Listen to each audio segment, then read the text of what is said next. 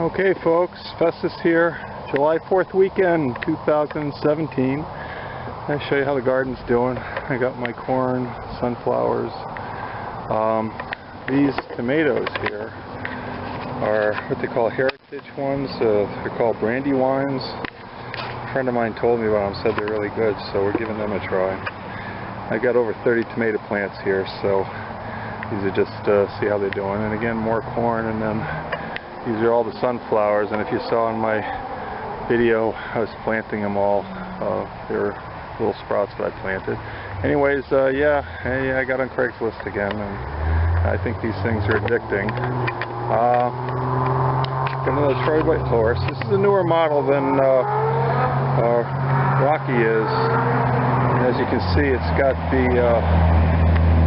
different mounter on there with the different holes and everything, but I couldn't turn it down for $200, and it's running, and it's got the Kohler K161 on them, which is one of the better engines.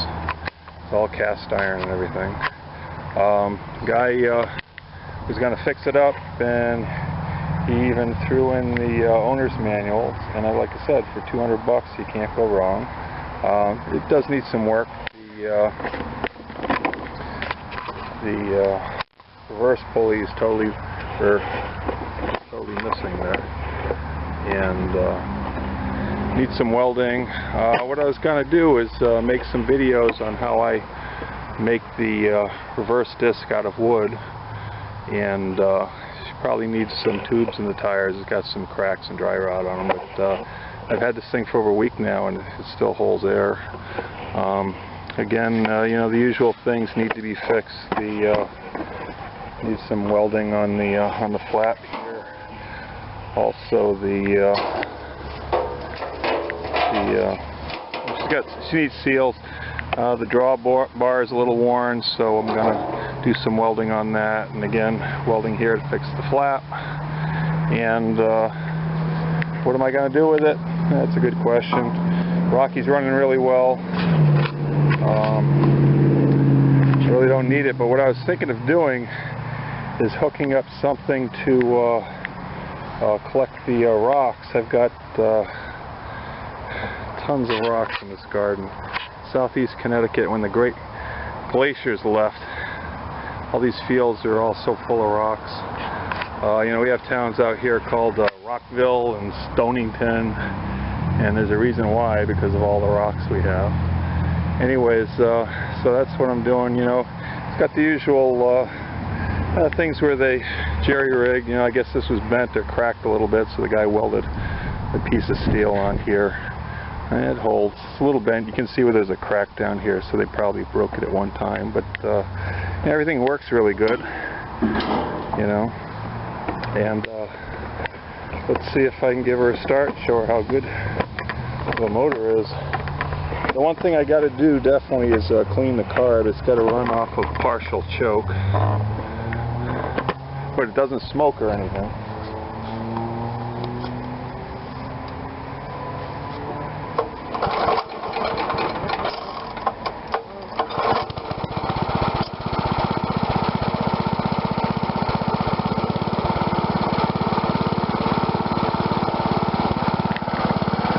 That's a total cold start there. See, the guy did a little Mickey Mouse thing with the Kohlers have the condensers here. He's got two of them, but the guy before me put new air filter, new belts, and a couple of new parts on it. So for $200 I couldn't go wrong, and we'll see where we go from there. And as you can see, this is the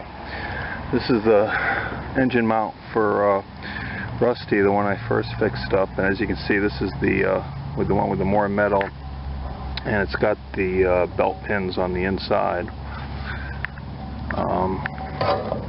On this one here, it's got the one with the more open without the belt pins. I looked at the pulleys, and it's a 2-speed. It's not a 4-speed, because I thought originally, and someone told me once, that they put these extra openings in here so you could switch the belts on the 4 speeds.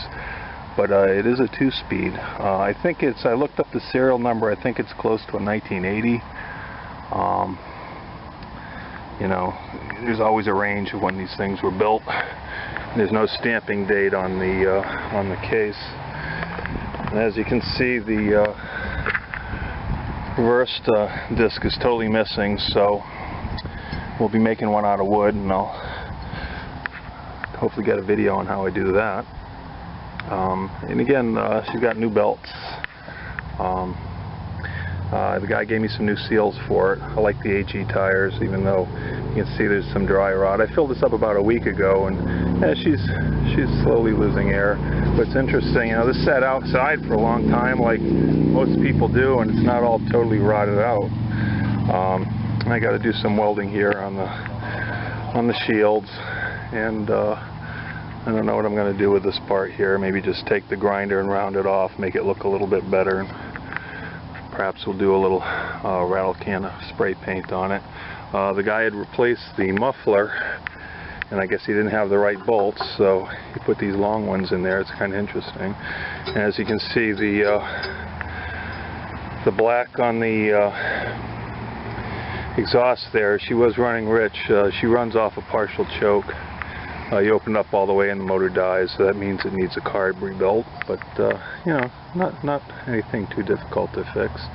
And again, as you can see, a lot of cracking on the tires, but they're still holding air, but we'll probably put tubes in them.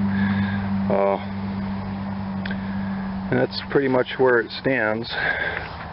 Again, she runs really good, no smoke, just a little bit of welding and maybe some spray paint. And again, I'm still trying to figure this one out here. This is where the condenser and the coil and the points are behind this thing here, and you turn it off by pressing this button. I don't know why he's got two condensers on there, but maybe one of them was bad or weak, and the guy just hooked two up together. And I can take that and put that in there and kind of cover it up and make it look a little bit better. So, and there they are. K161T, serial number 8155530, and it's hard to see there, but 976650. I'm sorry, 276650. That's the serial number of the tiller, so we got to look it up on the year. Again, I think it's close to a 1980. All right, so we'll get to work on this. So anyways, what I was thinking of is, you can see I just kind of have a mock-up of some steel I got, is to run a cross beam to the two bolts that hook up to the tine shield, and then run a bar down on either side and have a drilled hole, put a bolt in here so it can swing up and down, and then have almost like a metal basket under here to collect rocks. And then I was thinking of some way, attaching it to the drawbar there, and you know, something just to pick up the rocks. The rocks here are so bad that you know, I used the wheel hoe to do the weeding, and it's like pushing gravel. It's just terrible. You know, I've picked them up as I've gone along over the years, but it seems that I think they're having babies or something down there, because every time I get all the rocks picked up, you know, the frost comes, brings them all up, and then I got another set, and it's just really annoying. So that's my thoughts on putting a like a basket made out of metal for the collect the rocks as I go along. We'll see how it works. It might be something that you know, maybe I can patent it. I doubt it though, but anyways, innovation. Let's give it a shot. Anyway, so this is the business end of the tiller, and as you can see, I got a leak there. I got to replace the tine seals, but I've already done that once before, so I know how to do it. The tines have been replaced. You can see it's hard to get there. They got the third bolt in them. A lot of the the original Troy Bilt tines only have 2 bolts. Replacement tines have 3. I was reading somewhere, but the guys are saying how the replacement ones tend to break on those holes, but since that hole is not anywhere near where any stress is going to be put on it, I don't see how that's going to be a problem. And somewhere I was reading that they said that the gauge on the replacement tines is actually thicker than the original Troy Bilt ones. But anyways, well, you figure Troy Bilt tines sell for about $150 for a set, and you can get a replacement pair for $50. Well, you know, it's easier just to go with replacements. And you can see the drawbar here is pretty worn. Somebody welded a piece of rod on there, which is actually a pretty good idea. On Rocky, what I did is I took some plate metal and welded on either side and then filled in the gap. But actually this is probably a little bit better idea, so I can extend it out a little bit. I can pick up some rod there and weld it on. It's pretty easy. Again, also the usual crud buildup on it, so I'm going to get the power washer on it because I don't like all the crud on it. It's easy to work without the crud. Probably got to change the I just put new 30 weight oil in the motor. The old oil there was pretty black, and interesting how they replaced or fixed the tine shield. It looks like they put nails in here, soft maybe aluminum nails, and cut them down, put them in there, and just banged them in with a hammer and smashed them over. Kind of like an easy job, but what I'll do is I'll weld it up. I got the welder, it's easy enough to do. And I also have to weld the side parts in there because they're broken free. It's pretty common repair on these tillers. And again, the tires, it's hard to see the cracks on them, but there's a lot of dry rot on them. But we can put tubes in them, or you know, I could do the real cheap way, drill a hole in it and fill it up with that expanding foam. You know, just easy to do. So again, this is not going to be a show piece or anything. I'm just going to get it going and try messing around with it in the garden. And a hot rod just went by. So yeah, that's where I'm going from there.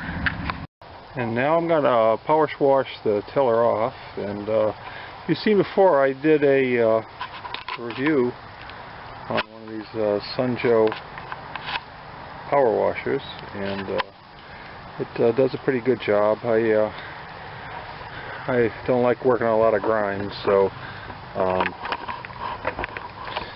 we're going to try to give her a power wash here. At least give it a little bit of a look, see how it turns out. Because before, in my demonstration, I used Rocky to you know, power wash it, and that tiller's always been washed since I've had it, so it wasn't really too dirty. This is probably give a good example of what real crud buildup can look like. Let's see how she works here.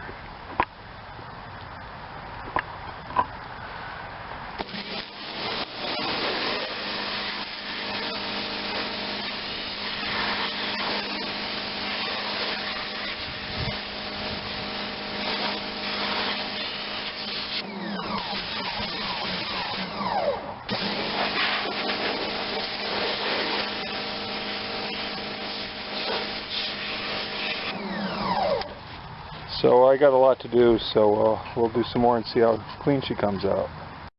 There you go. It turned out pretty good. Got a lot of the crud off using my Sunjo electric power washer. And as you can see, she had years and years of crud on her and got most of it off. I was surprised at how good the paint was once you got the crud off. But I guess sometimes the crud is what keeps the paint pristine. And she got a big dent right here. A little patina on it, you know. That's how these old things are. But yeah, so it knocked most of the stuff off, and now we can get to work on it. And if you were wondering how things were going with the Troy Bilt that I call Buster, well, it's still here. It still needs a lot more work. The the tire here was rust welded on. I got the pin out and took a lot of PB blaster and a torch, and boy, I'll tell you, it took a lot of work and time, but I did get it out. I got some tubes for it. The other one, the pin is rust welded in there, and I tried it, tore up my my drift pins there, and so I guess it's gonna have to get drilled out. But it's coming along. I got the tine shield I put in the electrolysis bath, and it's all pretty much stripped down, and I'm going to weld a new hinge on the bottom of it. And I have to replace the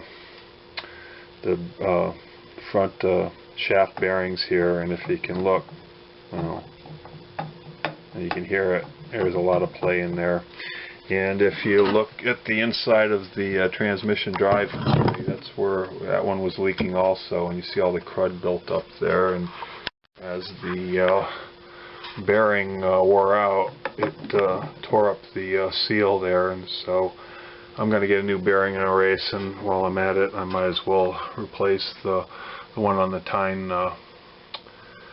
I did replace the seals here, and you saw that in the previous video, but we'll probably replace that rear bearing and the race also. An interesting thing, boy, if you look at, there's a gouge right here. Apparently, at one time the tines were hitting the shaft there, and I can't understand why anybody, if they heard probably the noise that thing would make, would continue to use it until it got as worn as that. But we'll fill that in with weld and stuff, and just to show you an overall view. This is and if you recall on Rusty had a two-piece shaft. This is the welded one-piece shaft, and you can tell it doesn't have the here you can actually hear the play in the bearing there, and this is a longer worm gear that it has on it. And but again, this is the drive shaft, and it was like, why did they have two different types of drive shafts? And I was reading on it, and it says, well, it depended on the availability of parts that they got from the supplier. But that's the transmission. As you can see, this is the low gear and the high gear, and just going to take some more work and time, but it's no rush. So that's where I'm standing with that. Festus out.